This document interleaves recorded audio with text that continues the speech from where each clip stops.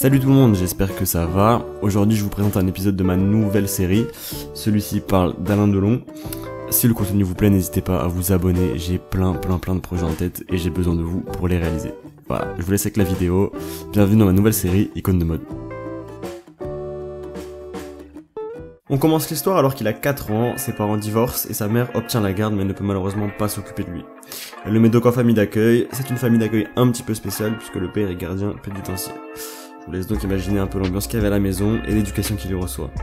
Il passe certains moments de son enfance à jouer dans la cour de la prison, autant vous dire que ça marque un enfant à vie. 4 ans plus tard, il doit quitter sa famille d'accueil et va dans un internat, mais là ce n'est encore une fois pas facile puisqu'il est viré de tous les internats parce qu'il est juste insupportable. Bon donc là on a une vie très peu stable pour un enfant, des blessures profondes dues à l'absence de son père. Bref, c'est le genre de profil qui termine très généralement mal. À 15 ans, il ne sait pas ce qu'il veut faire de sa vie et s'engage dans l'armée. Paradoxalement, il aime être libre, il aime ce qui est hors la loi, il a du mal avec l'autorité, un petit peu rebelle même, il aime la vie débridée en suivant ses propres codes. Il se rapproche à ce moment-là même de certains voyous. Dans ce milieu du banditisme, il y retrouve une figure paternelle, une qui lui manquait tant, et il adhère aux valeurs de celui-ci qui sont entre autres fidélité amicale et loi du silence. L'influence de ses nouveaux amis font qu'il fait une bêtise à l'armée et qu'il se voit envoyé pendant 2 ans à la guerre d'Indochine. Il en veut énormément à ses parents d'avoir laissé faire ça et pense qu'il ne peut se fier qu'à lui, qu'il est tout seul. À son retour de la guerre, il leur en veut encore énormément, il ne veut pas les revoir à tel point qu'il ne les prévient même pas qu'il est rentré en France. Bon donc là, on est au milieu des années 50, il pense toujours qu'il ne peut se fier à personne, qu'il peut s'en sortir tout seul et donc il commence à faire des petits boulots à Paris. Bon là je vous passe la partie où sa carrière décolle, parce que c'est pas forcément ce qui nous intéresse, mais voilà, il faut savoir que c'est entre autres grâce aux personnes qu'il fréquente, et dans les endroits où elle se situe, et à son physique avantageux, que sa carrière décolle et monte en puissance. 6 ans après ces faits, c'est une star du cinéma, toutes les filles lui courent après, certains hommes même, le monde lui sourit, mais lui apprécie toujours autant rester fidèle à lui-même.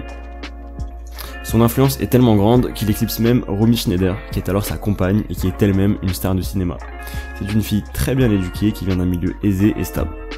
Tout le contraire de son compagnon. Malheureusement, au moment où la carrière d'Alain décolle, ils se séparent. Romy Schneider ont même les fiançailles qu'ils avaient engagées, d'autant plus qu'Alain Delon a une liaison avec une mannequin, actrice et chanteuse allemande prénommée Nico. Quelques mois plus tard, il rencontre Nathalie Barthélémy. Il retrouve en elle une femme qui se rapproche un peu plus de sa personnalité que Romy. Elle aime bien briser les codes, elle est également un petit peu rebelle, un petit peu respectueuse, ce qu'il apprécie. C'est la première femme qu'il épouse et avec laquelle il aura un enfant à 28 ans en 1964. Pour lui, être père est assez délicat à cause de son passé, car il a lui-même manqué d'un père et d'une figure paternelle, mais c'est l'occasion pour lui de soigner ses blessures. Cela amènera le pardon pour son père et l'apaisera. Sa femme quitte le foyer, préférant mettre en avant sa carrière d'actrice passionnée et laisse l'acteur avec son fils. C'est une nouvelle fois un moment très dur pour l'acteur. Mais quelques temps passent et Alain Delon prépare son prochain film, La Piscine, et il lui manque une partenaire pour jouer avec lui.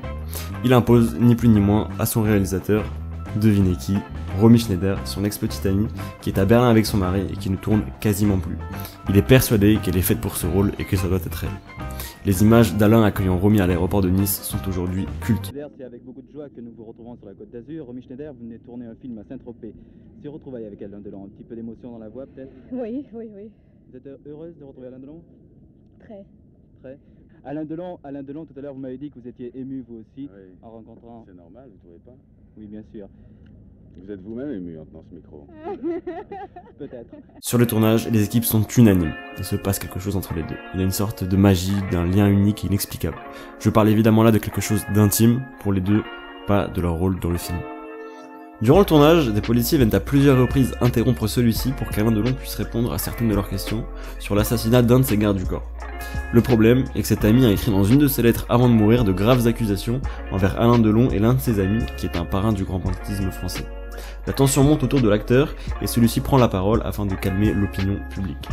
C'est dans cette période très difficile pour l'acteur qu'il va rencontrer une femme, Mireille Darc, qui le soutient énormément et passe beaucoup de son temps à s'occuper de lui. Finalement, 7 ans après le début de l'enquête, personne ne sera inculpé et le meurtre ne sera pas élucidé. L'acteur en ressort fortement blessé moralement et cette histoire marque un point important de sa vie. La suite de sa carrière le fait ressentir car il va prendre un virage plus sombre, plus mystérieux, plus solitaire, encore plus que ce qu'il était avant. Il suivra un réalisateur, Jean-Pierre Melville, dans une relation père-fils qui fera évoluer l'acteur et le façonnera. Il se lie d'un lien spécial. Plus tard, le réalisateur mourra d'un AVC qui toucha fortement l'acteur. En fait, il en était même effondré. Alain Delon a énormément de mal à digérer la nouvelle et est clairement dans le déni. Il s'agit d'une nouvelle blessure profonde pour l'acteur et malheureusement pas la dernière, car quelques années plus tard, un autre réalisateur avec lequel il avait également noué une relation père-fils plus tôt dans sa carrière, celui qui l'a fait naître au cinéma, meurt à son tour.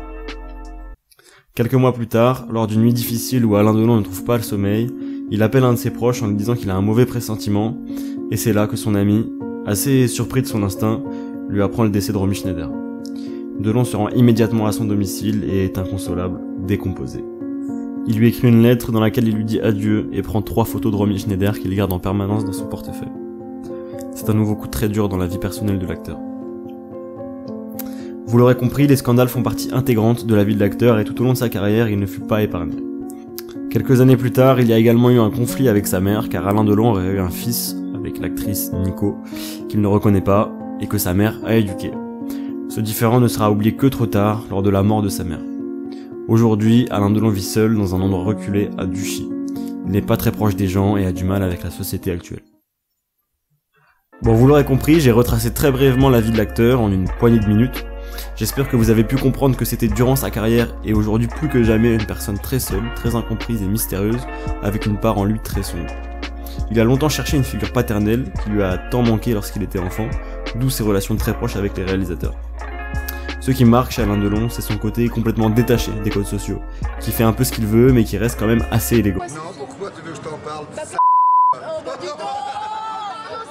Ce qui a retenu mon attention, c'est surtout son style vestimentaire, toujours très propre, qui respecte les règles.